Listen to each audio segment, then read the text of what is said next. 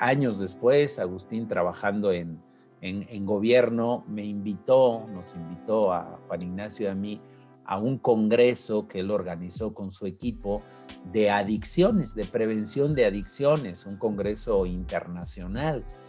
Y todavía me acuerdo que un representante de la UNESCO que vino a dar la introducción a ese congreso empezó así su conferencia, empezó diciendo: señores, la droga llegó para quedarse, ¿no? Pues todos nos quedamos así, pensamos que nos iba a hablar de cómo no, ¿no?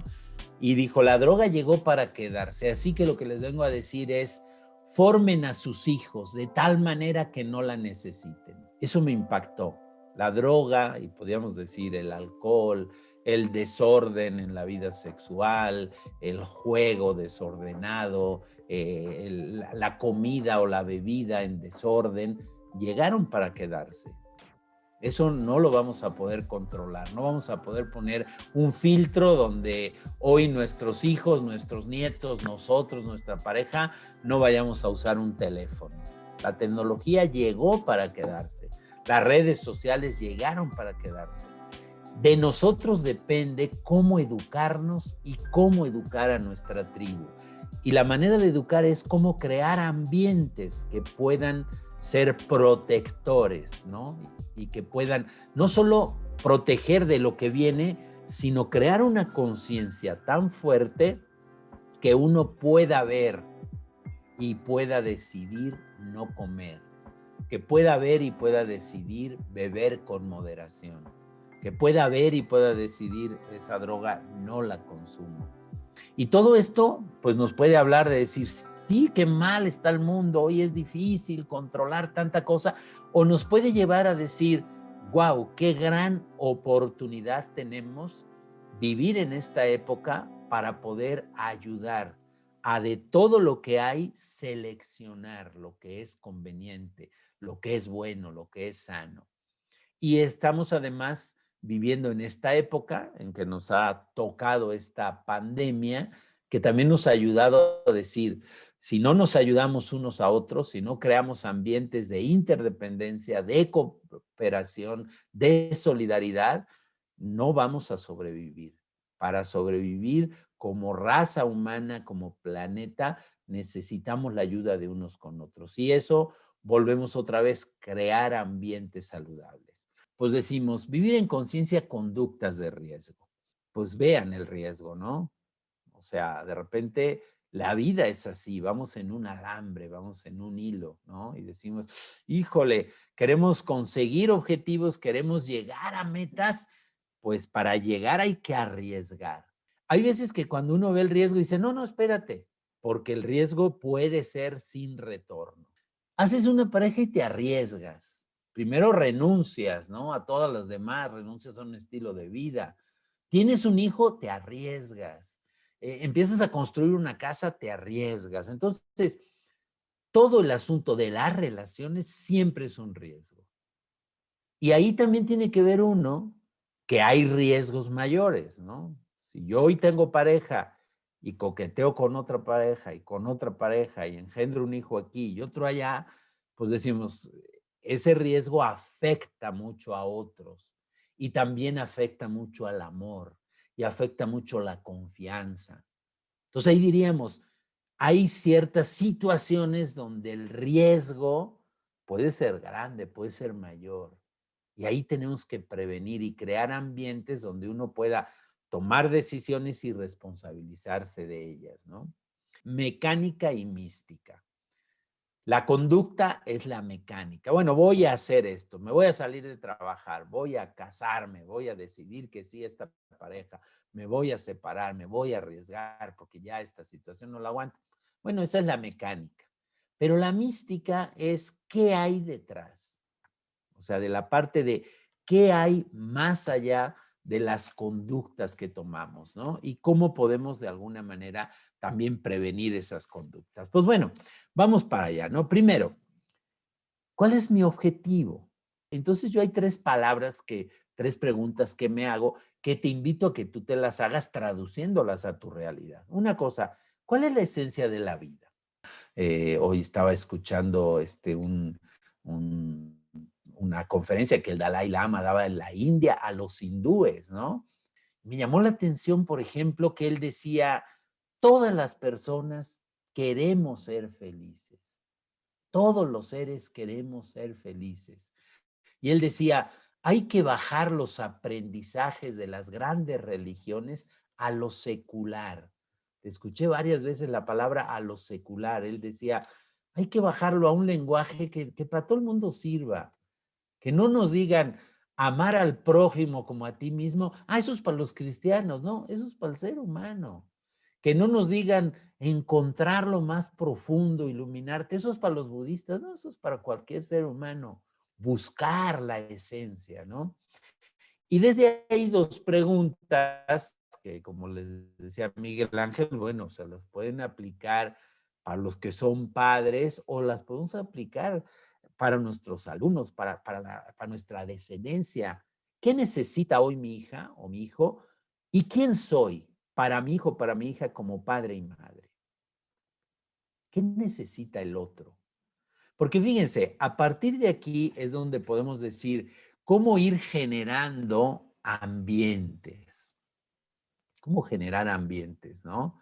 Y entonces podríamos decir, ¿quién es el otro? ¿Quién es ese hijo, esa hija, ese padre, esa madre? ¿Quién es? ¿Y qué necesita? Pues decimos, es un ser necesitado. ¿Necesitado de qué? Pues de ser amado, de ser reconocido. Piensa en todo esto. ¿A ti te gusta cuando eres reconocido por otro? ¿Te gusta cuando te sientes amado por otro? ¿Te gusta cuando te sientes integrado a un grupo, a una comunidad? Cuando te dicen, ay, qué bueno que llegaste, te extrañábamos, ¿no? ¿Te gusta cuando eres validado? ¿Te gusta cuando eres escuchado?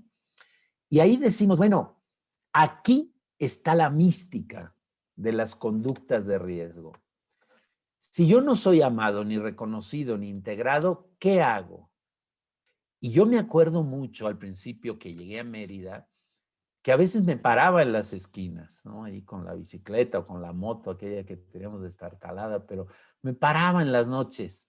Y me acuerdo de cómo los grandes de la banda, los chavos de 18, 20 años, contaban sus historias con tanto afán y estaban los niñitos allá al lado, los mandaban por la caguama, los mandaban por esto, pero ellos decían, y aquel fui, con las palabras que se pueden imaginar, ¿no? Y le hice y contaban cómo peleaban, cómo incluso algunos mataban a otros. Y yo veía a los niños y decía, wow, estos niños están aprendiendo que aquí en este grupo hay pertenencia, que aquí en este grupo hay reconocimiento, que aquí son aceptados, que aquí son escuchados. Y entonces, claro, luego se daba uno cuenta de que la pertenencia a ese grupo también los obligaba a hacer cosas que no eran conductas adecuadas, que eran conductas que tenían que ver muchas veces con droga, con exceso de alcohol, con delincuencia para conseguir lo otro, con robos, con huidas. Entonces, bueno, sabemos que las conductas de riesgo en este sentido de adicciones, etcétera, están a todos los niveles. Entonces decimos, la mística, o sea, la búsqueda de esas conductas que dan una aparente satisfacción, aunque nosotros como adultos sabemos que es aparente esa satisfacción, pero en el fondo no es buscar nada más el estar bien un rato, es buscar todo esto. Ramón Gallegos, que ha escrito muchísimos libros, es mexicano sobre inteligencia espiritual, él dice, hay dos situaciones ahora a nivel mundial que dificultan mucho la educación de las nuevas generaciones y que dificultan que entremos en profundidad para todo esto, para amar, para escuchar, para lo que son valores y virtudes, ¿no? Y él habla de estas dos, hedonismo y nihilismo. Digamos el hedonismo, dice, es la adicción al placer de los sentidos, esa búsqueda insaciable del placer. El placer en sí mismo es bueno, ¿no? Una buena comida, un buen sexo, una buena copa de vino, un buen trago de agua cuando tienes sed, pero hacerte adicto al placer. Decir, híjole, si no tengo una mujer, si no tengo un hombre, si hoy no tengo sexo, si hoy no bebo alcohol, si hoy no tomo café, si hoy no voy a jugar, no vivo. Paradójicamente, la persecución del placer trae sufrimiento, ¿no? Un gran problema de nuestra época es que si tengo el mejor teléfono, si tengo la mejor red social, si tengo el mayor número de amigos en Facebook, si puedo consumir, si puedo viajar, si puedo estar más tiempo de vacaciones y dejo de pensar en que otros no pueden, dejo de pensar en el altruismo, dejo de pensar en la ayuda a los demás, dejo que eso es lo que da verdadera felicidad, dejo de pensar en mí, dejo de escuchar, dejo de... Y entonces, ¿qué va pasando? Pues que el recurso que busco es alguno de estos u otros muchos que hay. Ramón Gallegos dice, hay otra, el nihilismo, ¿no? Es una filosofía que dice, al final nada tiene sentido porque nada en realidad existe. Dos palabritas ahí, dice, el nihilismo es una doctrina que describe que nada posee una existencia real, donde utiliza de ejemplos como metafísica moral o la religión, ¿no? Dice, el nihilismo sale del fracaso de todo sentido, no hay sentido propio. Si uno estudia a Víctor Frank, el hombre en busca de sentido, o estudia a Nietzsche desde esta parte del nihilismo, vamos a ver que son dos temas opuestos. No hay verdad, no hay cualidades absolutas, y por tanto, ante todo relativo, pues se lleva a la anarquía total. Pues yo estoy aquí y ahora, y a mí ahora lo que me divierte es esta fiesta o esta droga o estar con esta persona, pues estoy cumpliendo con estar aquí y ahora. ¿Cuál es el problema? Y entonces llega otro, bueno, pero aquí y ahora significa con una madurez estar disfrutando el momento. Yo así lo disfruto, ¿y qué? ¿Y qué tiene de malo, no? Y no solo el chavo, pues el adulto, ¿no? El adulto que fuma mucho, muchos de nosotros fumamos hasta que pues tomamos conciencia de todo lo que nos hacía de daño, ¿no? Pero que dice, ¿y qué le importa a los demás? Pues sí, nada más que luego con el efisema pulmonar, tu mujer o tu marido, pues tiene que contigo sufrir 10 años donde tú ya no te puedes ni mover y donde tienes dolores tremendos y donde además una sociedad o el seguro social, lo que sea, también tiene que cargar contigo.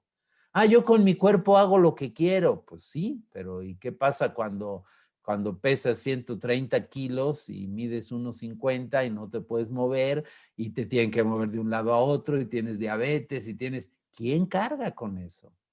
Y entonces ahí es donde dices, bueno, la conciencia nos lleva a que no podemos prohibir, pero sí podemos educar. Y educar significa precisamente eso, sacar lo mejor que hay en cada individuo para que pueda tener las mejores elecciones. Cada quien donde estamos, en nuestro propio hogar, en nuestra propia comunidad, podemos crear esos ambientes que sean ambientes que den interioridad, que den profundidad, que den espiritualidad, que den esas ganas de vivir, que den alegría, que den entusiasmo por la vida. Y si vamos teniendo eso, posiblemente nuestros hijos no quieran estar buscando, digamos, adicciones que los van a controlar por toda la vida, porque realmente hay situaciones y yo creo que la mayoría de adicciones ponen en jaque a la familia, ponen en jaque no solo la vida de ellos, ¿no? Sino ponen en un gran conflicto también a su tribu.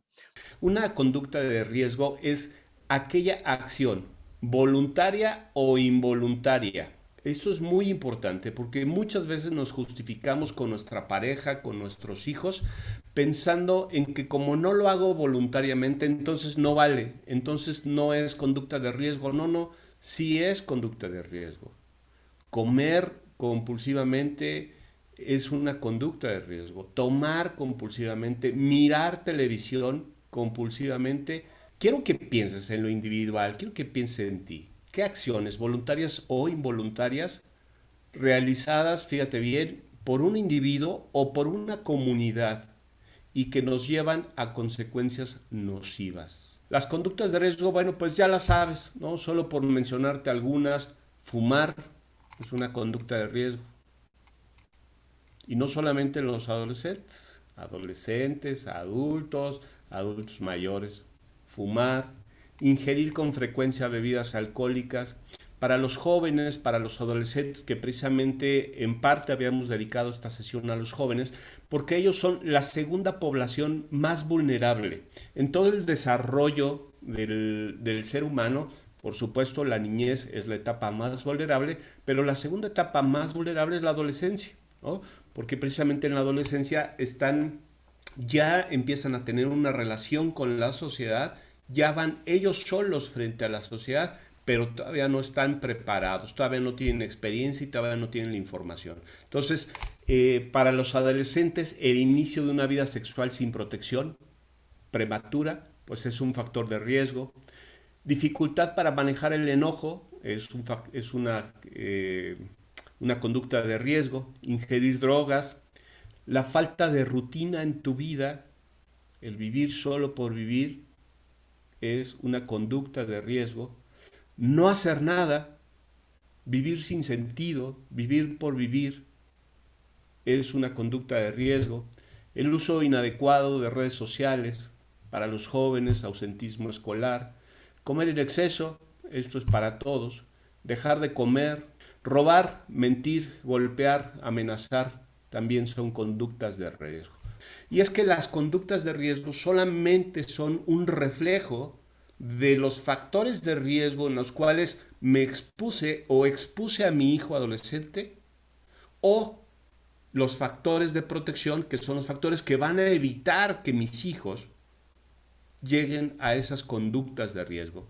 Mis hijos, o recuerda, yo mismo también.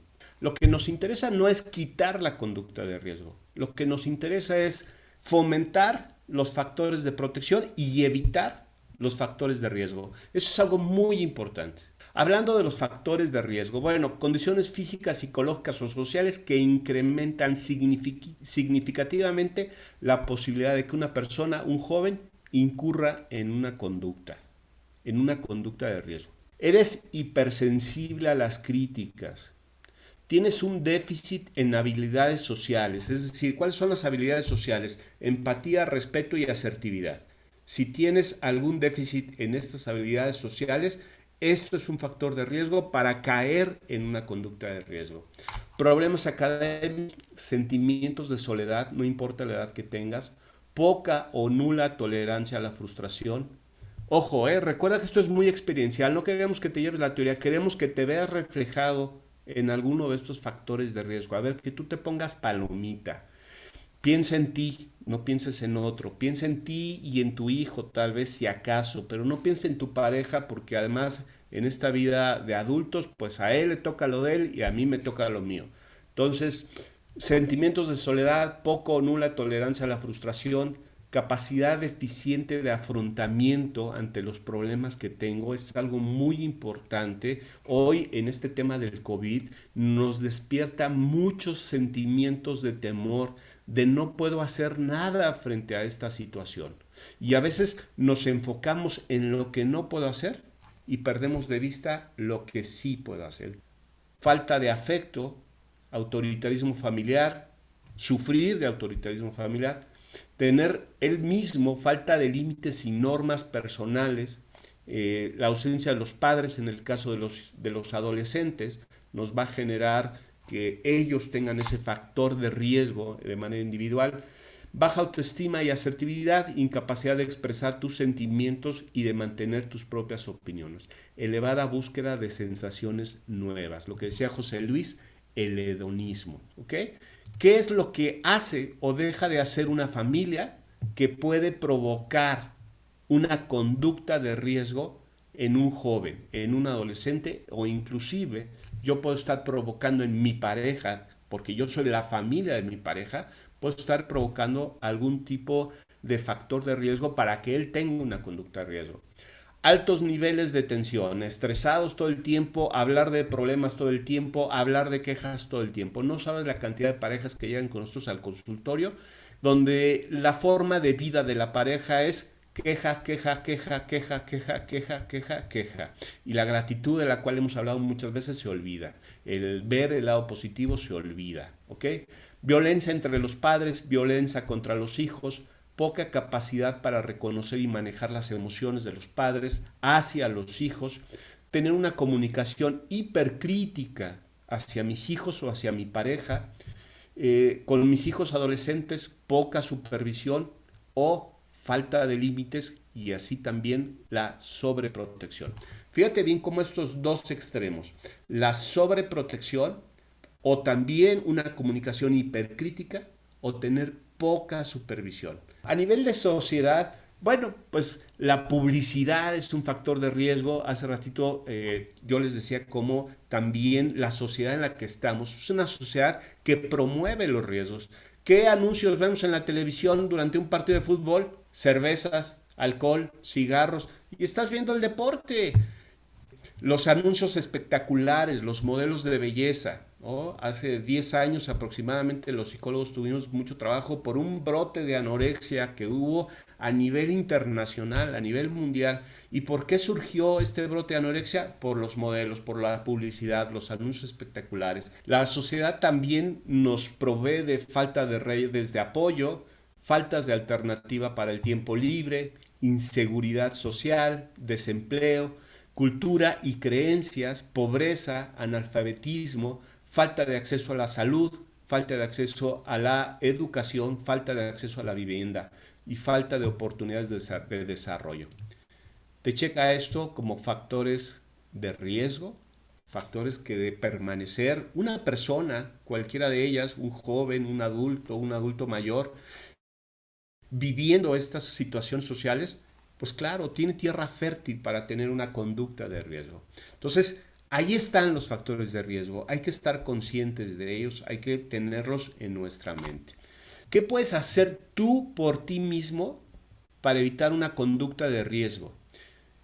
Buscar el afecto personal, el amor por ti, tocar el amor por ti mismo. Esto a través de meditaciones, esto a través de tu propia autoestima, del propio desarrollo de tu autoestima, conectar con el amor universal, conectar con este sentido de amor a la vida y buscar proveértelo. Nadie te lo va a dar, tú lo tienes que desarrollar. Entonces, buscar ese afecto, buscar tu autocuidado, tratar de controlar mis impulsos, sobre todo estos que nos decía José Luis, los impulsos del hedonismo, porque esos nos van a llevar al vacío, nos van a llevar a una situación de vacío, de falta de sentido de vida, y eso nos expone como adultos a una conducta de riesgo.